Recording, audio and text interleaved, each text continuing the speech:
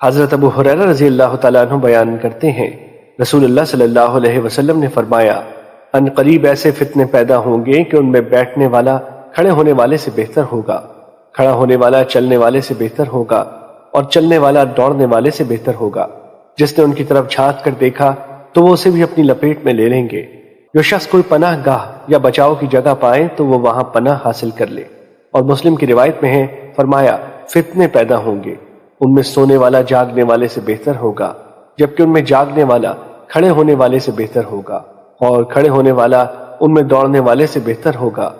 جو شخص کوئی پناہ گاہ یا بچاؤ کی جگہ پائے تو وہ وہاں پناہ حاصل کر لے۔ مشکات المصابیح حدیث نمبر 5384۔ حضرت ابو بکرہ رضی اللہ تعالیٰ عنہ بیان کرتے ہیں، رسول اللہ صلی اللہ علیہ وسلم نے فرمایا، ان قریب فتنے برپا ہوں گے، سن لو، پھر بڑے فتنے ہوں گے، سن لو، پھر ایسے عظیم فتنے ہوں گے کہ ان میں بیٹھنے والا چلنے والے سے بہتر ہوگا، ان میں چلنے والا دوڑنے سے بہتر ہوگا۔ سن لو، جب یہ واقع ہو جائے تو جس کے پاس اونٹ ہو تو وہ اپنے اونٹوں کے ساتھ مشغول ہو جائے، جس کی بکریاں ہوں اپنی بکریوں کے ساتھ مشغول ہو جائے، اور جس کی زمین ہو تو وہ اپنی زمین کے ساتھ مشغول ہو جائے۔ ایک آدمی نے عرض کیا، اللہ کے رسول، بتائیں کہ جس شخص کے پاس اونٹ ہو نہ بکریاں اور نہ ہی زمین تو وہ کیا کرے؟ فرمایا، وہ اپنی تلوار کا قصد کرے اور اسے پتھر پر مار کر کند کر دے، اس کی تیزی ختم کر دے، پھر اگر استطاعت ہو وہاں سے بھاگ نکلے کہ فتنے اسے اپنی لپیٹ میں نہ لے لے، تاکہ وہ بچ سکے۔